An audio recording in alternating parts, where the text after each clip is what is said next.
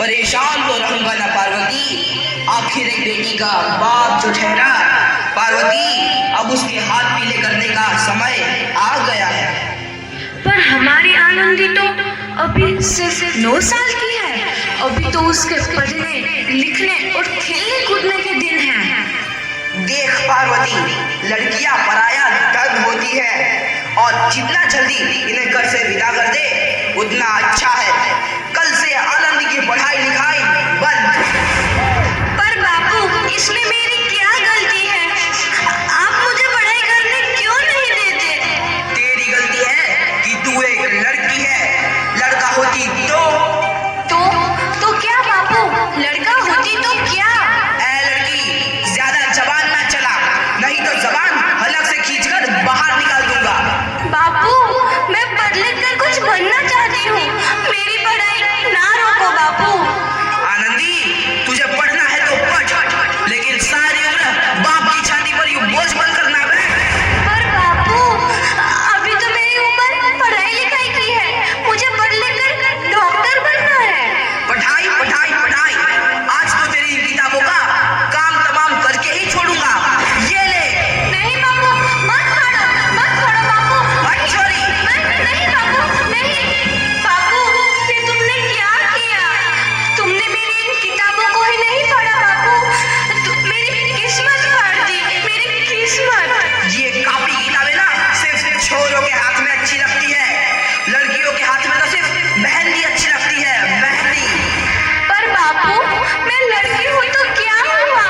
लड़का और लड़की तो हमारी दोनों आंखों के समान होते हैं। चुप कर आनंदी, और यह एहसान मान कि अब तक जिंदा है तू। कहीं बचपन में गला दबाकर मार दिया होता तो यह तेरी बकबक नहीं सुननी पड़ती आज। पर बापू, मुझे चूल्हा जलाना अच्छा ना लगे है। देख छोरी, जितना जल्दी हो तू चूल्हा जलाना सीख ले, उतना ही अच्छा है तेरे लिए। और हाँ, तेरा ब्याह तो होगा, वो भी कल के कल। अबला जीवन है तुम्हारी यही कहानी। आंचल में है दूध और आंखों में है पानी। मुझे माफ करते बेटी, तेरे बापू के जिद के आगे मेरी एक न चलेगी। माफ कर दे बेटी, मुझे माफ कर दे। इस प्रकार मात्र 9 वर्ष की छोटी उम्र में आनंदी का विवाह गोपाल राव जोशी से हो गया।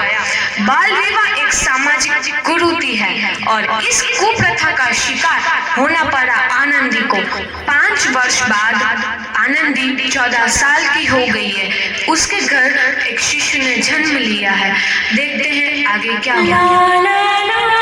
देखिए ना, इसे क्या हो गया है? इसका माथा तो अंगार की तरह तप रहा है। इसे तो बहुत तेज बुखार है। आप बिना कुछ भी बोलते हैं, दीजिए मुझे। माधव, माधव, जल्दी से वैद्य जी को बुला के लाओ। जी, अभी बुला के लाता हूँ। ये तुम क्या कर रही हो आनंदी?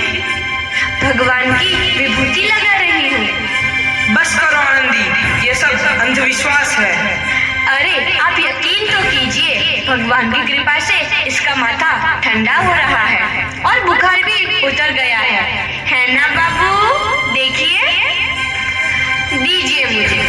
उठो बाबू, आंखें खोलो, तुम्हें तुम्हारी माँ बुला रही है। आंखें खोलो, देखिए ना इसे क्या हो गया है। आंखें भी नहीं खोल रहा। आंखें खोलो बेटा। आप चुप क्यों है? आंखें खोलो बेटा, आंखें खोलो। आनंदी, हमारा बेटा कभी आंखें नहीं खोलेगा। नहीं, ऐसा नहीं हो सकता। मेरे बेटे को मुझसे कोई नहीं छीन सकता, कोई नहीं छीन सकता। पागल मत बनो आनंदी। माधव, माधव। आनंदी, बंद करो ये पागलपन। भगवान ने मेरा बच्चा छीन लिया। भगवान ने नहीं, तुम्हारी अशिक्षा और अंधविश्वास ने तुम्हारा बच्चा छीना है। अगर तुम पढ़ी लिखी होती तो आज हमारा शिशु जीवित होता। तुम अनपढ़ थी आनंदी, अनपढ़। नहीं, अब मैं अनपढ़ नहीं रहूंगी। नहीं रहूंगी मैं अनपढ़। मैं पढ़ूंगी ताकि कल किसी और आनंदी को इलाज के अभाव में अपना बच्चा ना खोना पड़े। शाबाश। के लिए प्रायश्चित भी है। जब से दिखा तू है नदी। आनंदी, तुम्हारी 12वीं का परिणाम आ गया है। तुमने पूरे कॉलेज में प्रथम स्थान अर्जित किया है। दिल खुश जहां आनंदी, तुम्हारी मेहनत रंग लाई है।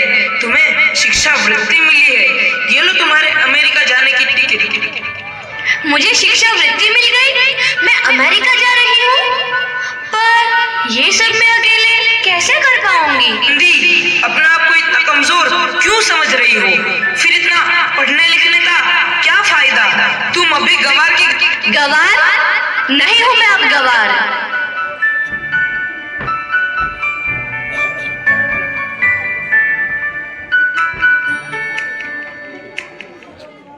तो इस प्रकार 7 अप्रैल 1883 को आनंदी अमेरिका के पेंसिल्वेनिया के लिए रवाना हुई और 3 साल बाद उन्होंने डॉक्टर ऑफ मेडिसिन की उपाधि प्राप्त कर ली। इधर आनंदी के पिता की तबीयत बहुत खराब है। आगे क्या होता है देखते हैं। लगता है अब मेरे जाने का समय आ चुका है। अब मैं नहीं बचूंगा। ऐसा मत बोलो। शहर के सिटी हॉस्पिटल में अमेरिका से डिग्री लेकर कोई बड़ा डॉक्टर आया है। एक बार वहाँ चलकर दिखा लेते हैं। हाँ, सही बोला भैया। कम से कम दिल को तसल्ली तो मिल जाएगी। हाँ हाँ, चलो चलो जल्दी हॉस्पिटल चलते हैं।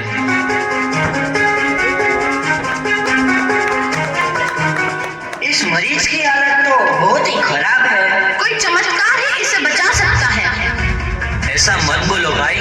डॉक्टर साहब कब तक आ जाएंगे? लो आ गए डॉक्टर मैडम। डॉक्टर मैडम जल्दी देखिए, मरीज की हालत बहुत ही खराब है।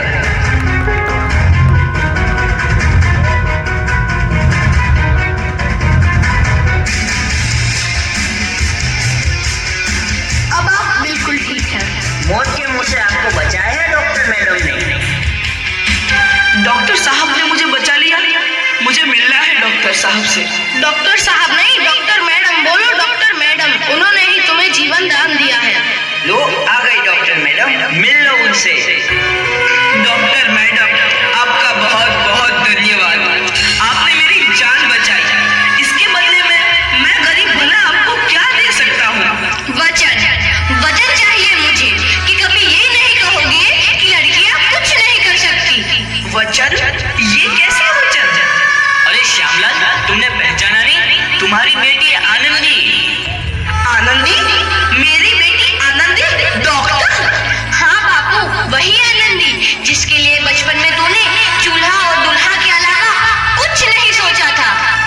आनंदी, आनंदी मेरी बेटी, मुझे माफ कर दे। मैं तेरा गुनहगार हूँ बेटी। नहीं नहीं बापू, वही आनंदी जिसके हाथ पीले करके तुम उसकी सारी जिंदगी काला कर देना चाहते थे। माफ कर दे मुझे मेरी बच्ची, माफ कर दे। मैं तेरा अपराधी हूँ मेरी बच्ची, माफ कर दे। नहीं बापू, मैंने तो तेरा एहसान चुकाया है। याद है ना अपना एहसान जो बचपन में तुमने मुझ पर किया था? ताने सुना सुना कर जीते जी मार डाला था मुझको। अब बोल, और किस किस को मारेगा? आनंदी बेटी, मुझे माफ कर दे मेरी बच्ची। मैं तेरा गुनहगार हूँ। बापू, आपने ही तो बोला था किताबें सिर्फ बेटों के हाथ में अच्छी लगती है, बेटियों के हाथ में तो सिर्फ मेहंदी। बेटों और बेटियों में फर्क करना तो आंखों में फर्क करने समान है। एक का पढ़ना और दूसरे का ना पढ़ना सामाजिक अंधकार है बापू, सामाजिक अंधकार।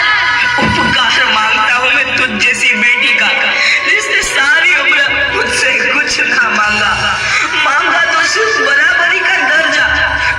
वरना सच तो यह है कि मैं तेरी माफी के लायक भी ना हूँ। मुझ जैसा बाप तेरी बराबरी कर सके, उसके मैं लायक भी ना हूँ मेरी बेटी, लायक भी ना हूँ। अपने बापू को क्या माफ नहीं करोगी आनंदी? माफ कर दो आनंदी, माफ कर दो। सुबह का भूला यदि शाम को घर लौट आए तो उसे भूला नहीं कहते। बापू। तो इस प्रकार आनंदीबाई जोशी ने अपने अपनी मेहनत और अटूट इरादे से न केवल भारत की पहली महिला डॉक्टर बनी, बल्कि आगे चल के उन लड़कियों के लिए सुनहरा रास्ता दिखा गई जो जीवन में कुछ करना चाहती थी।